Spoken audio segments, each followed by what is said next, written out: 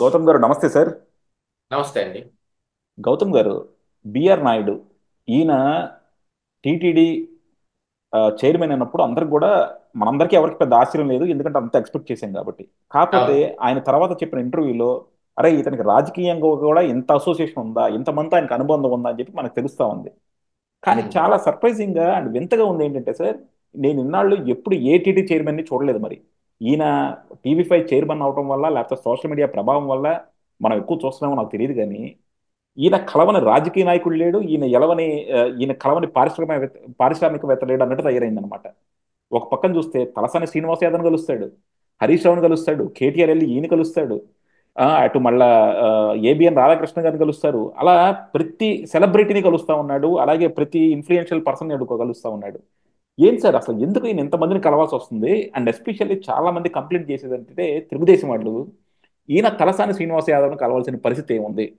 ఎందుకంటే తలసాని శ్రీనివాస్ యాదవ్ ఎలా చూసుకున్నా సరే తెలంగాణలో తెలుగుదేశాన్ని కేసీఆర్ తర్వాత కాదు, ఆ, తెలంగాణ కాదు, ఆ, ఆంధ్రప్రదేశ్ రాష్ట్రంలో కూడా 2019లో తలసాని శ్రీనివాస్ యాదవ్ అవును, వాళ్ళ కమ్యూనిటీ మొత్తాన్ని ప్రభావం చేయటానికి ఆంధ్రప్రదేశ్ రాష్ట్రం అంతా తిరిగాడు. తిరిగాడు. అదే అంటే కేసీఆర్ తర్వాత ఎవరినైనా సరే తెలుగుదేశం నాశనం చేసిన వాళ్ళు తిట్టుకుండడం వల్ల ఎవరిని ఉన్నారంటే అది తలసాని శ్రీనివాస్ యాదవ్. అలాంటి వాళ్ళని కూడా ఈయన ఎందుకు వెళ్ళి కలుస్తున్నాడు, అంత అగత్యం ఏం వచ్చిందని చెప్పి అందరూ అంటా ఉన్నారు సార్. ఏంటి సార్ దీని మీద మీ కామెంట్? దీనికి పెద్దగా ఈ ఏదో మోటో ఉండొచ్చు అని ఎక్స్పెక్టేషన్ ఏం లేదు, కానీ ఈయనకి పొలిటికల్ ఇంట్రెస్ట్ ఉంది అనేది ఇందులో కనపడుతుంది. పొలిటికల్ ఇంట్రెస్ట్ అని అంటే యాక్చువల్గా ఇప్పుడు ఒక టీవీ, అది కూడా ఒక సక్సెస్ఫుల్ టీవీ, ఒక టీవీ 9, ఒక టీవీ 5, ఒక ఈటీవీ, ఈ ఎన్టీవీ, ఈ ఈ బిగ్గెస్ట్ ఛానల్స్ వీటిల్లో ఉన్నది ఆంధ్రజ్యోతి. ఆ తర్వాత డెవలప్ అయింది. తర్వాత ఇప్పుడు ఈ మధ్య కాలంలో ఎప్పుడంటే 2014 నుంచి దాని ప్రభావం ఎక్కువగా చూపిస్తా ఉంది. అంటే అఫ్ కోర్స్ ముందు ఉమ్మడి రాష్ట్రం ఉన్నప్పుడు కూడా ఉన్నప్పటికీ ఈ టాప్ రేటెడ్ ఛానల్స్ లో ఇవే ఉండేవి. అట్లాంటి ఒక టీవీ అధినేతకి ఆల్మోస్ట్ ఆల్ చాలా కాలంగా ఈయన వివాదాస్పద రహితంగా టీవీని నడుపుకుంటానే వస్తానే ఉన్నాడు ఆ రోజుల నుంచి. ఒకసారి కొంత ఆ, వైఎస్ఆర్ కాంగ్రెస్ పార్టీకి లొంగిపోయినట్టుగా కూడా కొంచెం కనపడింది ఆ రోజుల్లో. అప్పుడు ఆ తర్వాత మళ్ళీ దాన్ని సర్దేసుకున్నాడు కదా 2014 ఎన్నికల తర్వాత. 2014 ఎన్నికలకు ముందు కొంచెం వైఎస్ఆర్ కాంగ్రెస్ పార్టీ తోటి అసోసియేట్ అయ్యారేమో అనే అనుమానాలు కూడా కొంచెం వచ్చే విధంగా ఉన్నాయి అప్పట్లో వాళ్ళ టీవీ ప్రసారాలు. కాకపోతే ఇప్పుడు ఏంటంటే ఇప్పుడు వచ్చింది టీటీడీ బోర్డు చైర్మన్. ఆ, మరి దానికి ఈ పొలిటికల్ ఎజెండా ఉన్నది ఉన్న పదవేం కాదు అది. అందరినీ కలిసి అందరితోటి సఖ్యంగా ఉండాలని ఎవరైనా కానీ వచ్చి ఈయన కలిసిపోతారు. మా మాకు మంచి ఇదేమని ఇప్పించండి, మాకు మంచిది అది ఇప్పించండి. మేము అసలు ఒక రోజంతా స్వామివారి ముందు టెస్ట్ వేసుకొని కూర్చోటానికి ఏమైనా ఏర్పాట్లు చేయగలరా? ఇలాంటివన్నీ ఈయన వచ్చి అడిగిపోవాలి. వాళ్ళు యాక్చువల్గా వాళ్ళందరూ వచ్చి ఈయన కలిసిపోవాలి.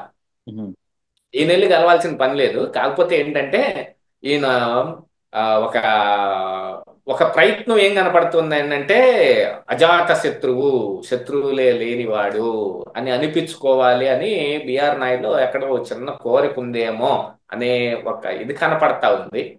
ఆఫ్ కోర్స్ అది ప్రయత్నం చేయటంలో కూడా ఏం తప్పు లేదు.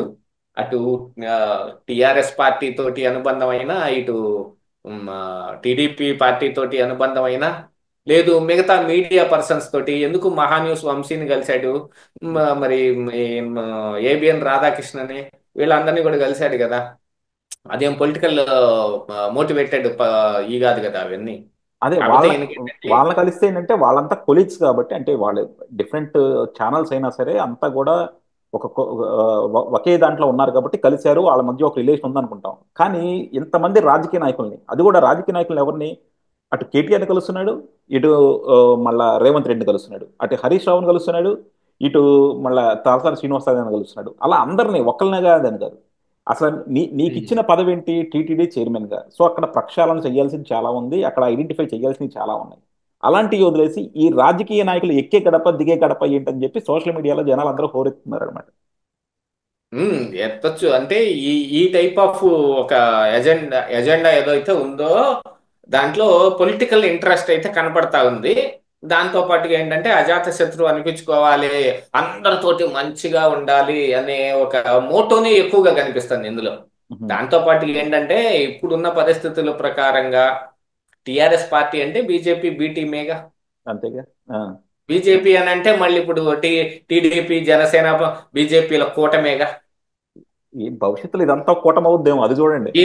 ఇప్పుడు ఇప్పుడు మీరు ఇంకా ఒక విషయం గుర్తుపెట్టుకోలేదు మరి. రేపు జనవరిలో ఆ, నాకు తెలిసి ఆ, తెలంగాణ స్థానిక సంస్థల ఎన్నికలు రాబోతున్నాయి అనేది ఈ రోజున నాకు తెలంగాణ నుంచి ఆయన ఒక నేను ఇన్ఫర్మేషన్ చెప్పారు. జనవరిలో వస్తాయి అని. దీనికి నా ఇక ఇక స్థానిక సంస్థలు వచ్చేటప్పటికి టిఆర్ఎస్ పార్టీ బీజేపీ పార్టీ కలిసి మరి తెలుగుదేశం మోటో ఏమిటి అనేది కనుక్కొని వీటన్నిటిని కూడా మేనేజ్ చేయాలి కదా. ఉహు. ఒకవేళ అందుకని టిఆర్ఎస్ పార్టీ నాయకులు ఏమన్నా వచ్చి వీళ్లతో మిలాఖత్ అవ్వాలి అని అనుకుంటున్నారేమో. ఉహు.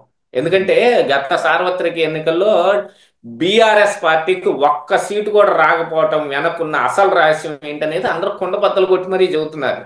ఉహు. బీజేపీకి వీళ్ళు అమ్ముడుపోయారు. బీజేపీ పార్టీ తోటి మెలాఖత్ అయిపోయారు వీళ్ళు. మొత్తం సీట్లన్నీ బీజేపీ పార్టీకే కట్టబెట్టారు. ఆ కట్టబెట్టే దాంట్లో మరి కాంగ్రెస్ పార్టీ కూడా 2 సీట్లు దెబ్బ కొట్టేసినాయి వీళ్ళ మూలాన. అందుకనే ఒకటి ఒకటి కూడా రాలేదు అని. ఇదంటే ఇప్పుడు స్థానిక సంస్థల్లో ఏమన్నా బీఆర్ఎస్ పార్టీకి మేలు జరిగే విధంగా. ఎందుకంటే బీజేపీ ఎంటైర్ తెలంగాణలో స్థానిక సంస్థలను మేనేజ్ చేసుకోలేదు. ఉహు.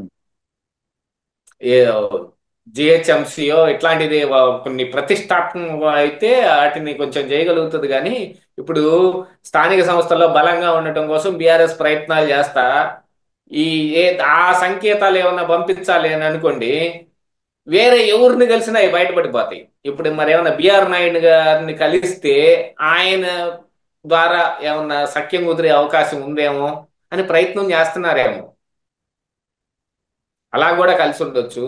ఎందుకంటే తెలంగాణ ఆంధ్రప్రదేశ్ రాష్ట్ర రాజకీయాలని అసలు పెద్ద స్పెసిమన్ కింద చూడాలి ఏ విషయంలోనైనా సరే.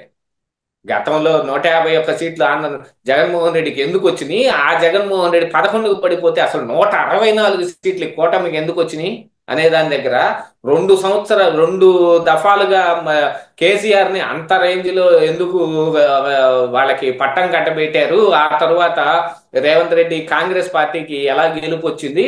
అప్పటికి ఎప్పటికీ బాగా వీరోచితమైన ప్రయత్నం చేస్తా అసలు ఆ సాగర మదనమే చేస్తా ఉంది బీజేపీ పార్టీ. ఎంత చేసినా వాళ్ళు ఏం వృద్ధిలోకి రాకపోతండ్రి. అది ఎందుకు జరుగుతుంది. ఇవన్నీ పెద్ద స్పెసిమెన్స్ అండి. అలాంటి స్పెసిమెన్ లో ఇలాంటి పొలిటికల్ ఇంట్రెస్ట్ ఉన్న ఒక ఆ ఒక కీలక పదవి ఏదైతే ఉందో ఆ కీలక పదవిలో ఉన్న బిఆర్ నాయుడికి మరి ఆయన మీద ఎంత ప్రభావం ఉంటది. దాంతో పాటుగా ఏంటంటే మొన్న ఒక చిన్న వివాదం కూడా రేగింది. ఉహు. మరి అది ఏం మరి ఏమన్నా పెద్దదవుతుందో చిన్నదవుతుందో తెలియదు కానీ తిరుమల తిరుమల కొండ మీద తెలంగాణకి ఏం లేదు. ఉహు. అలా అక్కడి నుంచి నాయకులు ఎవరు వచ్చినా ఎవరేం పట్టించుకోవట్లేదు. అక్కడి నుంచి నాయకులు వస్తే వాళ్ళకి పెద్ద వేయటం ఏం లేదు. అలా వాళ్ళని ఎవరు దగ్గరుండి ఆహ్వానించటం ఏం లేదు అని ఆ, ఒక పుకారు ఒకటి బయలుదేరింది. అంటే యాక్చువల్ గా 4, 5 వచ్చారు. వచ్చినప్పుడు కూడా వాళ్ళకేం లేదు. అదే ఆంధ్రప్రదేశ్ రాష్ట్రం దీంట్లో నుంచి వెళ్ళంగానే ఉహు. వీళ్ళందరూ బాగా పంచెల బిగేసి కట్టుకొని అధికారులందరూ వెళ్ళి అటెన్షన్ లో నుంచుంటున్నారుగా. అంతేగా. తెలంగాణ నుంచి వస్తే ఆ అటెన్షన్ లేదు. ఉహు. వచ్చాడు కాబోలే అన్నట్టుగా ఉంటున్నారు. దానికోసం ఏమన్నా మరి ఈ నాయకులందరూ కలిసి గట్టిగా ఈయన ఏమన్నా ప్రెజరైజ్ చేసి మా మాకు కూడా మేము కూడా తెలుగు వాళ్ళమే, మేము కూడా స్వామిని ఆరాధించే వాళ్ళమే. అది మీ భూభాగంలో ఉంటే ఉండొచ్చేమో కూడా, మేము కూడా రాజకీయ నాయకులు. మీరు వచ్చి మా భూభాగంలో టీవీ ఛానల్ పెట్టుకున్నారు కదా అని వేరే ఏదైనా ప్రెషర్ చేయడానికి ప్రయత్నం చేస్తున్నారేమో. ఇందులో రకరకాల అంశాలు మిళితమై ఉన్నాయి. ఏదో ఒకటి ఎక్కడో ఒక చోట ఒక బొక్కలో నుంచి ఇన్ఫర్మేషన్ బయటకు కారిద్ది. ఆ రోజున మాత్రం ఇది బ్లాస్ట్ అయిపోయింది. డెఫినెట్ గా చూద్దాం సార్. ఎందుకంటే బిఆర్ నాయుడు గారు అంటే ఒకటి, చాలా మంది అనుకునేది కూడా ఏంటంటే, మీరు ఇందాక అన్నారు ఇక్కడ ఎలక్షన్స్ రాబోతున్నాయని. ఇంకోటి కూడా ఏంటంటే, బీజేపీ ఇప్పుడు బీఆర్ఎస్ ఆల్రెడీ ఒక బి పార్టీగా ఉంది బీజేపీకి. B team. తర్వాత బి టీమ్ గా ఉంది. తర్వాత స్లోగా ఈ కూటమి ఎలా అయితే ఆంధ్రాలో తెలుగుదేశము జనసేన ఇక్కడ కూటమి ఫామ్ అయిందో, ఇక్కడ కూడా మళ్ళా బీజేపీ తెలుగుదేశము బీఆర్ఎస్ జనసేన అన్ని కలిపి ఒక కూటమిగా ఫామ్ అవుతాయేమో అంటున్నారు. మరి అది ఎంత మటుకు ఇదవుతుందో చూడాలి సార్. చూడాలి. థ్యాంక్ యూ అండి, థ్యాంక్ యూ వెరీ మచ్. మొత్తానికి చూడాల్సిన అవసరం అయితే గట్టిగానే ఉంది. దీంట్లో ఎప్పటికప్పుడు మదించుకోవాల్సిన అవసరమే ఉంది. Yeah, okay, thank you sir. Thank you.